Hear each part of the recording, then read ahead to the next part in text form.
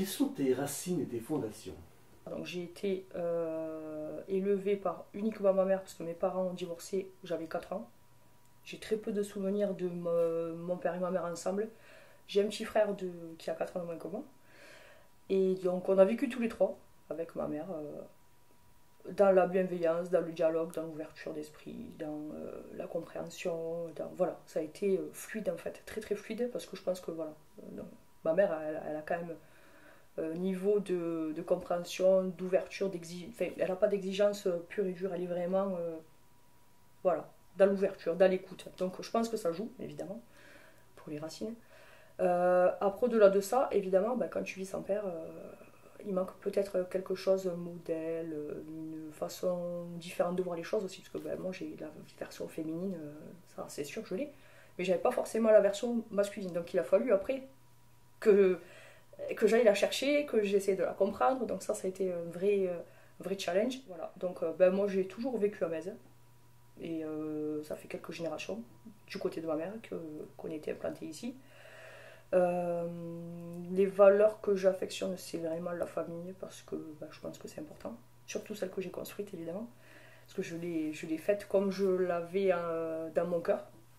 Voilà. Donc je pense que ça c'est important. Qu'est-ce que tu peux nous dire de ton père et de ta mère? Alors, je peux dire, alors je vais pouvoir en dire sur ma mère évidemment, mais mon père, si je pourrais pas dire parce que je le connais pas plus que ça. Enfin, bon, maintenant il est décédé, mais je l'ai pas connu. Je n'ai pas de jugement. Alors je sais ce qu'on m'en a dit, parce que c'est facile de demander, mais le problème c'est que c'est des réflexions et des pensées d'autres personnes, et voilà, moi j'ai du mal avec ça. Donc j'aurai jamais ma propre opinion parce que, bon ben voilà, je me suis juste appuyée sur. Alors je pourrais dire des choses que les gens m'ont dit, mais je peux pas moi vous dire ce que j'en pense. Voilà, pour l'instant j'en suis là, et ça va pas changer. Pour ma mère, ben, je pense qu'en fait elle a eu une enfance très, très compliquée. Et je pense qu'en fait, elle a eu le bon réflexe. Alors, je ne sais pas si c'est un réflexe ou si c'est plus un instinct de survie, peut-être. Mais en tout cas, elle est allée à contresens de ça. Et elle a fait exactement l'inverse. C'est-à-dire qu'elle, elle a eu du malheur dans son enfance, elle n'a pas eu de cadre, elle n'a pas eu d'amour. Et je pense que beaucoup de gens reproduisent. Elle a eu la chance, en fait, de savoir faire la part des choses et de faire exactement le contraire. De retourner la situation et de changer la donne. Et ça, je pense que c'est quand même quelque chose de fort. Donc je l'admire en tant que personne et en tant que, ouais, la force de caractère. Voilà. Qu'est-ce qu'elle faisait comme métier? Alors là, elle est à la retraite. Elle a toujours travaillé dans des tafs qui étaient super durs en fait. C'est-à-dire que ben, les parcs, la vigne, et là notamment, la dernière, enfin, elle a fait beaucoup de choses dans sa vie évidemment, mais elle n'avait pas un métier à proprement parler, et la dernière tranche de vie c'était 20 ans à la vigne. Donc voilà, un métier où il n'y avait que des hommes évidemment, et où elle faisait un taf d'homme au final, voilà. Donc je sais pas, au domaine des yeux, vous connaissez sûrement. Voilà. Et donc elle y a passé, ouais, 20 ans, et elle était dans son élément parce qu'elle a besoin d'être à l'extérieur, d'être dehors, de ne pas avoir d'enfermement dans un bureau, de pas, voilà. Elle a besoin de ça parce qu'elle a été élevée à la campagne, dans la nature. Et au final, c'était la seule, on va dire, chose positive qu'elle en a tirée, c'était l'amour de la nature, voilà, être dehors, sentir le vent, le soleil. Ça c'est voilà, ça c'est ma mère. Quel enfant tu étais? Ah, quel enfant j'étais? Alors j'étais un enfant introverti. Je me sentais assez différente en fait au final parce que j'ai toujours été un enfant comme si j'étais déjà un peu adulte. Voilà, moi j'aimais bien, un exemple, dans les repas de famille, il y a les cousins, les cousines, les frères, les sœurs, voilà. Et les enfants jouent, s'amusent pendant que bah, les parents discutent. Et moi j'étais pas avec les enfants. Moi j'étais dans un coin parce que j'étais tellement discrète on me voyait presque pas. J'étais juste là, à l'endroit où je devais être. Et c'était donc dans un coin de la table. J'écoutais tout ce qui se disait, se passait. Ça me fascinait en fait. J'aimais écouter. Et voilà, j'étais ce genre d'enfant qui analyse absolument tout, qui écoute tout, mais qui pose jamais de questions parce que pas besoin de poser de questions, je comprends, je sais. Même si on m'a pas dit, je sais. Donc du coup, bah, j'ai su très tôt, parce que les adultes n'ont pas forcément de filtre au final, parce qu'ils se disent toujours, bah, Les enfants, ils sont là, ils jouent, mais ils écoutent pas, ils sont dans leur petit monde. Mais moi, j'y étais pas. Donc j'ai entendu pas mal de choses, c'était pas forcément mon âge pour les entendre, et je les ai quand même comprises. Et donc c'est pour ça que je pense que j'ai vite grandi au final. Ouais, je pense que ça m'a fait avancer, et j'aimais ça en fait. Moi, jouer, c'était pas vraiment ma tasse de thé, quoi. Moi, j'avais vraiment besoin de contenu, quoi. Il fallait me nourrir déjà à cet âge-là. Donc je me sentais forcément un peu à part. Et j'ai fait l'analyse beaucoup plus tard par rapport à mon fils, qui est un peu pareil.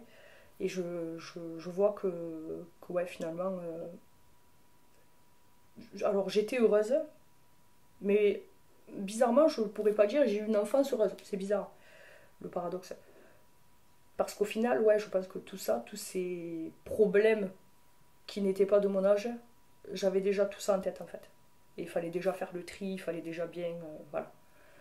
Donc au final, ouais, j'avais pas d'insouciance. Voilà, c'est pour ça. Quand tu étais enfant, quels étaient tes rêves? Moi, c'était assez simple en fait au final. Je pense que j'étais pas dans la folie des grandeurs. J'ai jamais été. J'ai toujours eu les pieds sur terre. Et déjà, rien que d'être heureuse, je pense que c'était déjà un beau rêve au final. Et ouais, ma mère elle m'a élevée dans la simplicité. Donc, du coup, quand tu vis dans la simplicité, je pense que t'as pas de rêve farfelu. Enfin, en tout cas, moi, je rêvais pas d'être riche ou célèbre. Ou... Non. Moi, c'était plus. Ouais, d'être. Je voulais une famille, ça c'est sûr.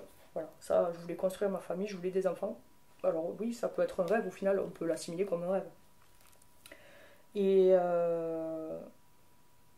qu'est-ce que j'avais comme autre. Ouais, je pense que c'était essentiellement ça. Ouais. Durant ta scolarité, quel élève tu étais?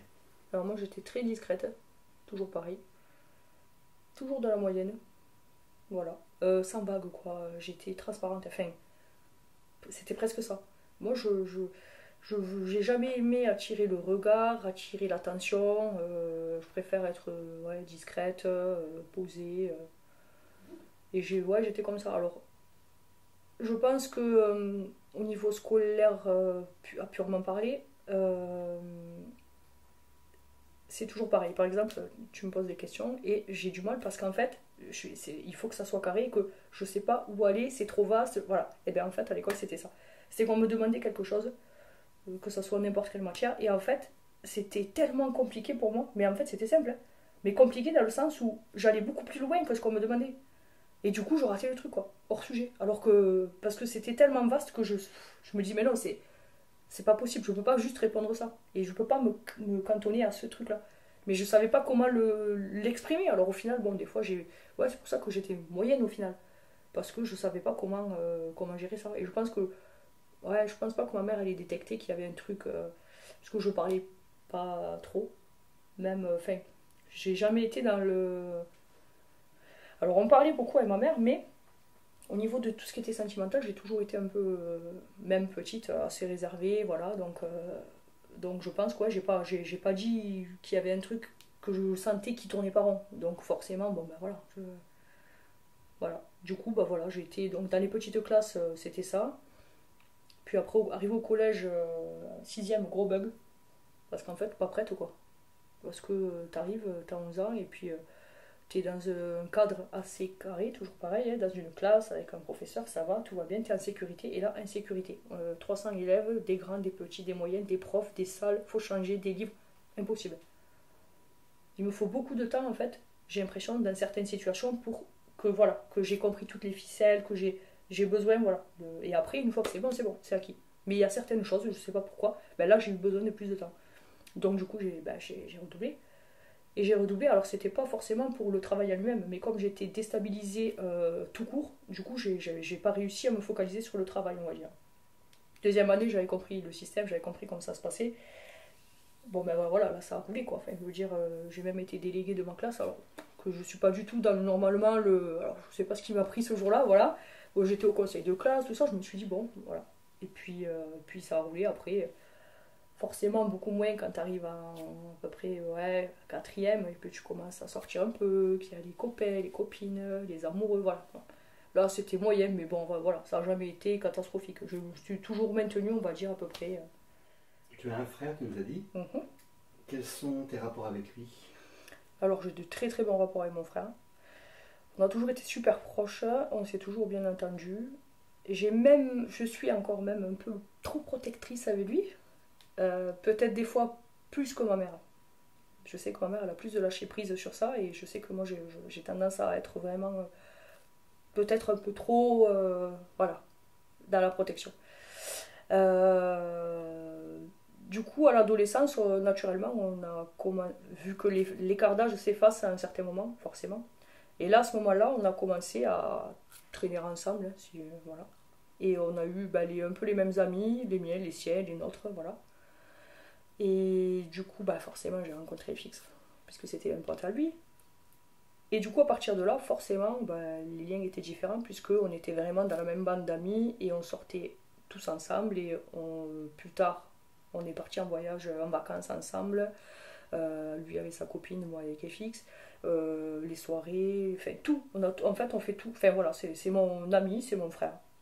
Donc il s'appelle Julien, et j'ai l'impression que c'est une partie de moi des fois. Ouais, comme une prolongation. Voilà, on a un lien super étroit et on n'a pas forcément besoin de se parler, se dire les choses, on se comprend assez rapidement. On rentre pas dans des grands débats, des grandes discussions, c'est vraiment très rare. Mais on sait exactement où on en est et je pense que ouais, c'est comme ça que ça fonctionne entre nous. Il sent pas que je l'étouffe, mais moi je veille derrière en fait. Je suis un peu.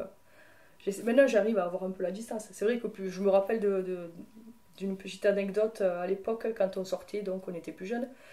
Moi, plusieurs fois ça arrivait, mais je sortais et je rentrais. Si je rentrais et qu'on n'était pas sortis ensemble, quand je rentrais à la maison, premier réflexe c'était j'allais voir dans sa chambre s'il était là. S'il était là, je dormais, c'était bon. S'il n'était pas là, je l'appelais. Je lui disais où tu es. Je viens te chercher. Il me disait mais non, je rentre pas maintenant. Je disais si tu rentres maintenant. Et j'allais le chercher. Enfin voilà, même ma mère le faisait pas quoi, parce que on avait tellement créé un lien de confiance avec ma mère qu'on n'avait pas au final de restreinte. C'est-à-dire que voilà, il n'y avait pas d'horaire pour entrer. Il y avait pas, elle savait très bien qu'on n'allait jamais abuser. C'était vraiment voilà la confiance, l'harmonie. On sortait, ok, tu vas où, voilà, ça s'arrêtait à des choses basiques. Il n'y avait pas de problème en fait sur ça. Et donc voilà, moi j'étais quand même un peu la chiante qui voulait qu'il rentre pour moi être en sécurité. Et lui, voilà, j'étais apaisée. Et lui, il était là et voilà, et tout allait bien. Voilà. Alors après, j'ai deux demi-sœurs. Donc du coup, mon père, avant d'être marié avec ma mère, a eu une fille qui a 3 ans de plus que moi. Donc ma sœur, Magali. Que j'ai retrouvée quelques années... Ça fait 15 ans à peu près. 15 d'années. Par hasard. C'est-à-dire qu'on a eu un ami en commun sur Metz, parce qu'elle habitait à Agde. Et finalement, de fil en aiguille, dans la discussion, ça s'est fait naturellement comme une évidence sur un chemin, voilà. Et puis du coup, on a repris contact, on s'est vus, tous les trois, avec Julien. Et ça a été comme si on s'était quitté hier, quoi, en fait. Bizarrement, c'était évident. On aimait les mêmes choses, on était pareil, les mêmes valeurs, les mêmes fondamentaux, tout pareil. Presque elle aurait été élevée avec ma mère chez moi, ça m'aurait. Voilà, c'était parfait quoi. Et donc du coup, on s'est rendu compte que beaucoup de fois, quand on discutait sur les points d'intérêt, notamment la musique, il y a plein de fois où par exemple elle était à un concert et elle nous disait voilà, moi j'étais là, j'avais vu ça et on y était avec mon frère aussi. Et on s'est pas vu, on s'est pas croisé, mais on a vécu ce moment. Et plein de fois, quand on a discuté, voilà, avant qu'on se côtoie, c'était ça. Maintenant, en fait, on se voit très régulièrement et je la considère ouais, comme ma soeur. Tu la connaissais quand elle était petite? Alors, je connaissais son existence, évidemment.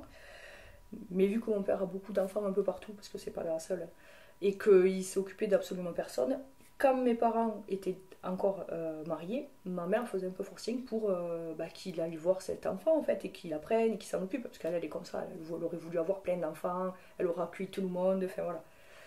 Mais bon, lui, c'était pas trop son fort apparemment. Donc au final, quand ils se sont... Alors je l'ai côtoyé cette période-là, quand j'étais vraiment petite. J'ai quelques souvenirs et quelques photos. Et après, quand ils se sont séparés, évidemment, elle n'a pas gardé le lien.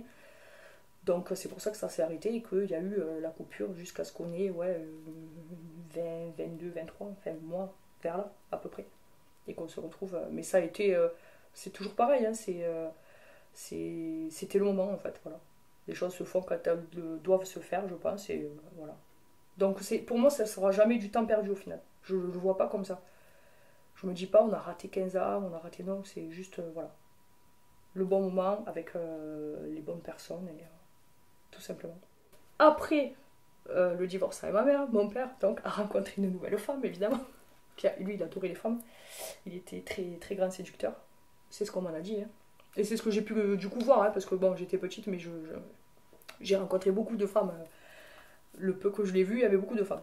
Et du coup il a fait un enfant avec une autre femme qui doit avoir 7-8 ans de moins que moi, quelque chose comme ça, la trentaine quoi.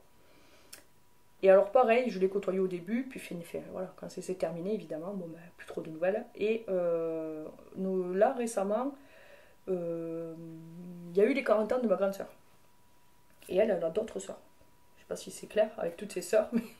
Et donc ses sœurs lui ont fait un anniversaire surprise, organisé un anniversaire surprise. Elles ont contacté du coup la petite Angélique, notre autre sœur, donc pour réunir un peu tout le monde. Et finalement, elle est venue, et le lien s'est recréé là. Elle est arrivée en plus avec ma petite nièce, un bébé. Et du coup, voilà, ça s'est refait là, et s'est revu 2-3 fois depuis. Et pareil, très très fluide en fait, très ouverte d'esprit, dans la compréhension, enfin je veux dire, je saurais même pas tellement c'est évident quoi, voilà. Il n'y a aucun tabou, aucun problème, on se comprend, on parle et on va très profond. En général, ça reste jamais trop en surface, c'est directement, hop, ça part très très loin et ça suit, donc en fait, bon, on refait le monde et je trouve ça génial en fait. Voilà. Du coup, alors si j'ai bien compris, vous êtes 4. Ou t'en as d'autres? Non, mais... Il y a encore d'autres? Il y en a encore d'autres. Ouais, mais je pourrais pas dire, il en reste un, mais je le connais pas, donc je... D'accord. Alors c'est pas que je voulais laisser, peu cher, mais bon. Alors, c'est le petit dernier? Ouais, que je sache en tout cas. Après, on sait pas, hein. Vraiment, l'exactitude des chiffres, on les connaît pas. Mais connu, oui, ça serait le dernier. Mais il les a reconnus, ton papa, alors, à chaque fois? Alors, mon père a reconnu tout le monde sauf ma soeur Angélique. C'est elle après mon frère en fait. C'est la seule qui l'a pas reconnue. Autrement, on avait tous le même nom de famille, ouais. Et donc le petit dernier?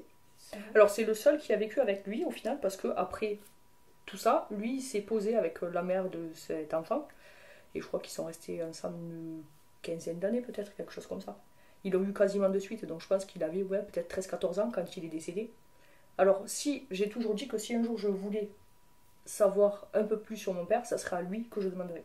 Parce que c'est le seul qui a vécu avec, donc, et qui pourrait m'en dire, en tout cas avec sa pensée, ses mots et sa façon de voir les choses. Donc, mais bizarrement, c'est celui que je trouve le... Alors, il est jeune, hein. Alors, parce que je le connais, j'ai déjà discuté avec lui, mais c'est pas encore le bon moment, et je pense que lui, il est plus dans la reproduction, parce qu'il a vécu avec, il a eu l'influence de ce père, et je sais pas si c'était une bonne influence, je veux pas juger, mais je sais que, par exemple, il a déjà 2 petites filles, et je crois qu'il avait une vingtaine d'années, et au final, il s'en occupe pas non plus. Donc là, on serait dans la reproduction, au final.